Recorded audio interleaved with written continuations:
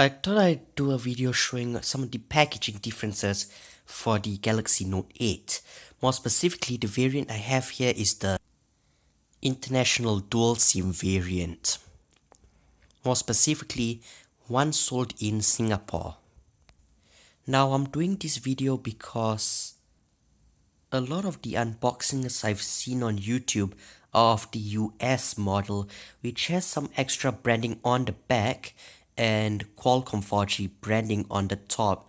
Of course, because as far as I know, US, Canada, and China were the only ones that got the Snapdragon processor in their variant of the Note 8. The international version, as well as the one in South Korea, have Samsung Exynos instead. Oh yeah, I think it's the Exynos 8895 or the Snapdragon, I forgot what the model number is, but it is one of the high-end ones. So anyways, one of the things with the dual SIM variant is that on the left side, where you would find the carrier logo on an American model, or a South Korean model I think, you instead see the Samsung Duos logo, which is basically their brand for dual SIM that they've been using for so many years. Of course, like all the other variants, you have a little S Pen graphic and the color. On the right, nothing. On the back, pause and read this if you want to read this. Nothing too important for me here on the bottom of the back. Now for the inner box. I tried to repackage everything, but I've obviously already opened this because I've been using this for maybe about 2 weeks now. On the bottom here, there's an extra QR code, which I'm guessing is another part number. Of course, because this is an inner box, you have nothing much except the seal, that QR code with the part number, Samsung logo on the front, and the sticker which I had showed you just now. Now opening it up here, if I can actually do it, yeah, there's a little triangle here. Forgot to point that out. On the inside, the box is dark blue. Actually, I don't know how to describe this shade of blue, but on the inside here, Samsung Singapore has an extra sticker on the inner lid. The white sticker was originally pasted on the back of the phone, then I decided to paste it there. The sticker on the front of the phone is region dependent, so and it's also carrier dependent, so some variants just have a completely clear piece of plastic on the front of the screen. Some variants, like the one sold in Singapore, has this sticker advertising Samsung Pay, and then for example, some carriers have their own information that they print, such as actually I don't feel like stating it, but there are some carriers that have their own printing on the front for the screen protector. Now we're gonna peel that off. I actually already peeled that off. And yes, I have been using this thing for a while. Yeah, I know I could turn off the always on display, but I just wanted people to start commenting and maybe joking about or whatever. Of course, normally you would have a pull tab to actually pull the phone out, but I'm gonna just pull it out right now. One thing I like about variants that are not the American variants is that the back is pretty clean. You just have a Samsung logo here. Of course, down here would be where you have the extra branding for the American models. And because you only have the European regulatory marks on the back for this particular international variant. And that really nice dual camera setup. So if you don't already know, this lens is only used for live focus.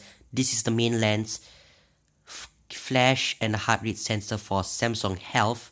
I think it was with the S7 and Note 7 that they changed the name from S Health to Samsung Health.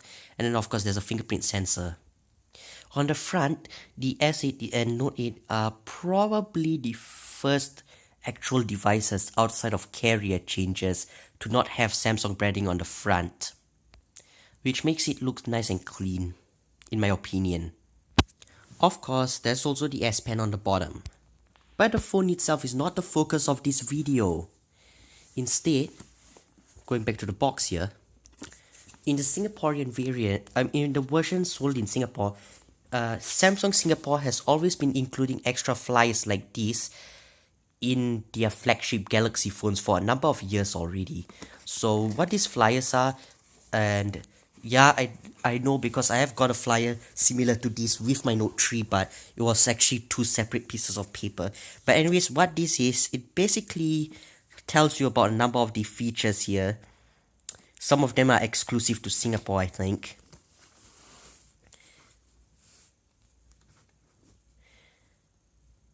Pause and read this if you want to.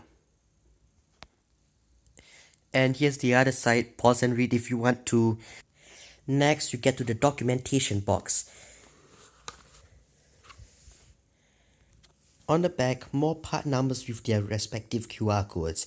And for me, I have never used the SIM ejector pin on mine because I've been using the pin from my OnePlus One, and additionally, Vodafone Australia does include a SIM ejector pin with their SIM starter kits, but I still really like the SIM ejector pin that came with the OnePlus One, and I am actually using my OnePlus One to record this video right now.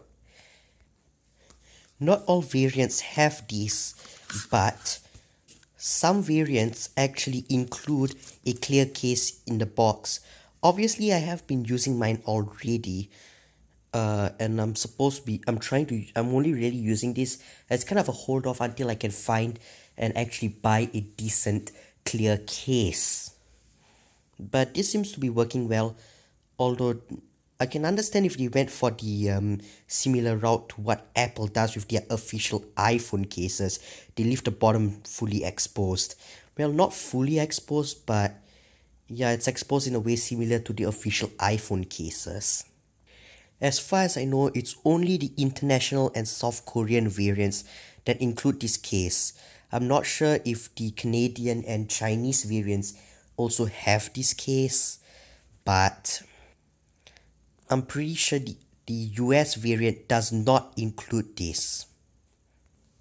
What you do get in all your variants is documentations, and these are region specific. So in the case of the ones sold in Singapore, you have your quick start guide and information about Smart Switch in English and Simplified Chinese, or Simplified Chinese is sometimes known as Mandarin.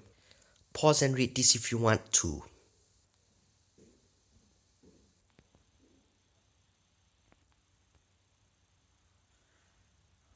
I doubt there's any Chinese speaking people in my audience.